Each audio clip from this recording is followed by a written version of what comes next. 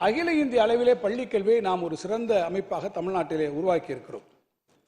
இருந்தாலும் ஒன்றிய அரசு ஏறத்தாழ 4000 கோடி ரூபாய்க்கு மேலாக தமிழ்நாட்டிற்கு தர வேண்டிய நிதியை தர மறுத்து கல்வி உரிமை சட்டம் RTE என்று சொல்லக்கூடிய கல்வி உரிமை சட்டத்தின்பால் நமக்கு வழங்கக்கூடிய 450 கோடி ரூபாய் அந்த பணத்தை மட்டுமே இப்போது விடுவித்திருக்கிறார். விடுவிக்க வேண்டிய எவ்வளவு? 4000 கோடி ரூபாய். ஆனால் கொடுத்திருக்கக்கூடிய பணம் எவ்வளவு? வெறும் 450 கோடி ரூபாய். இந்த பணமையும் கூட பல்வேறு போராட்டங்களுக்கு பிறகு அது வழங்கப்பட்டிருக்கிறது.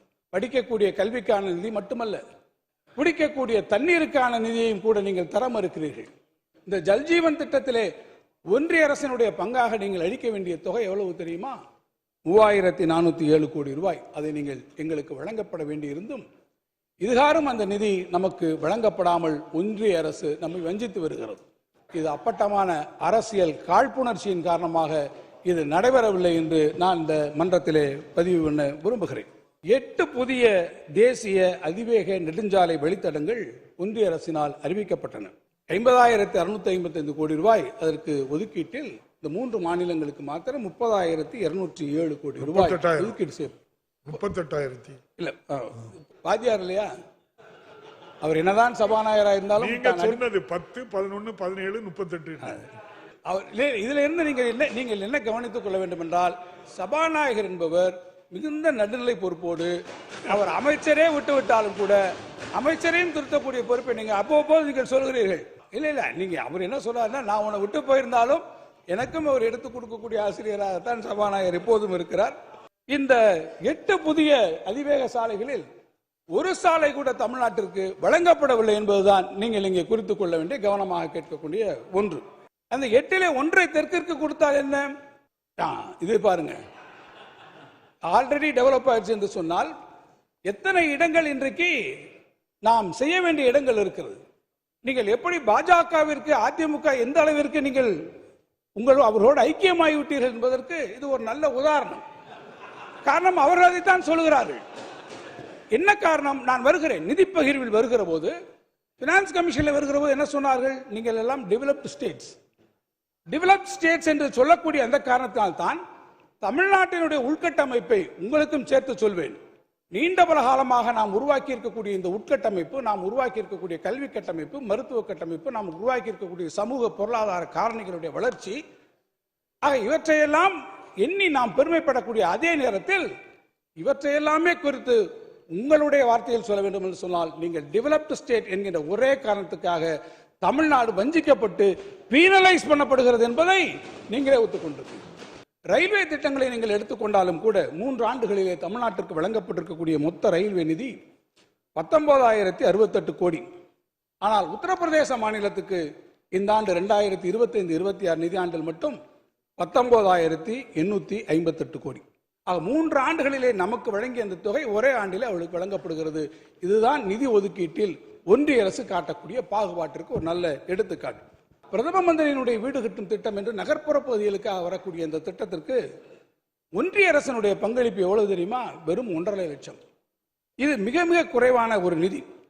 ஆனால் மீதம் இருக்கக்கூடிய நிதியை, ஏறத்தாழ அந்த 90% கட்டுமானத்திற்கான நிதியை தமிழ்நாடு அரசு தன்னுடைய சொந்த நிதியிலிருந்து அதற்கு வழங்கி கொண்டிருக்கிறது. ஆனால் அதற்கு பேர் என்பதோ வேறு பேர்களை நீங்கள் வைத்துக் கொள்கிறீர்கள். அதை பற்றி எங்களுக்கு கவலை இல்லை. பேர் வைப்பதிலே காட்டக்கூடிய ஆர்வத்தை பார்க்கிற போது நீங்கள் விளம்பர நோக்கத்திற்காக அதை நீங்கள் செயல்படுத்திக் கொண்டிருக்கிறீர்கள் என்பதை நான் சொல்லுவேன். புதிய கல்விக் கொள்கை வாயிலாக இந்தி திணிப்பை மீண்டும் கையில் எடுத்து பிஞ்சு குழந்தைகளின் கல்வியையும் ஆசிரியரின் வாழ்வாதாரத்தையும் சேர்த்திடும் ஒன்றிய அரசின் செயல் மாற்றாந்தாய் மனப்பான்மை இல்லையா?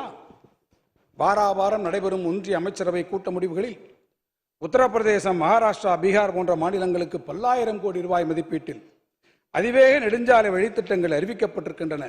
ஆனால் தொடர்ந்து தமிழ்நாடு புறக்கணிக்கப்படுவதை பார்த்தால் வடக்கு வாழ்கிறது, தெற்கு தேய்கிறது என்ற கூற்றினை உறுதிப்படுத்தக்கூடிய வகையில் ஒன்றிய அரசு செயல்படுகிறதா?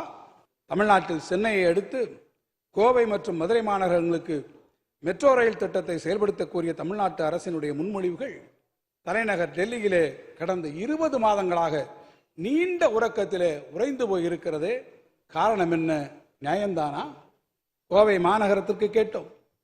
கோவை மாநகரம் ஒரு தொழில் வளமிக்க ஒரு பகுதி, நீங்கள் அறிவீர்கள். அந்த கோவை மாநகரத்தை நீங்கள் புறக்கணித்திருக்கிறீர்கள்.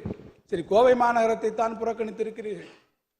ஆனால் ஆலயம் தொழுவது சாலையும் நன்று என்று சொல்லக்கூடிய அன்னை மீனாட்சி அருள்பாலிக்கக்கூடிய ஆன்மீக தலமாக இருக்கிறதே மதுரை என்பது, அந்த இடத்திற்கு மதுரைக்கு கூட நீங்கள் மெட்ரோ ரயிலை தருவதற்கு மறுக்கிறீர்களே.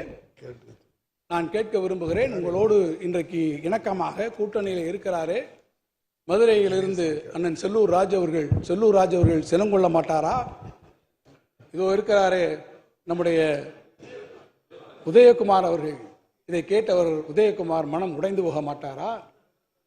அல்லது அங்கே இருக்கிறார் இன்னைக்கு வரவில்லை அண்ணன் ராஜன் செல்லப்பா அவர்கள், ராஜன் செல்லப்பாவை பார்த்து மதுரை மக்கள் செல்லப்பா அவர்களே இதை கொஞ்சம் சொல்லப்பா என்று அவரை பார்த்து யாரும் கேட்க மாட்டார்களா?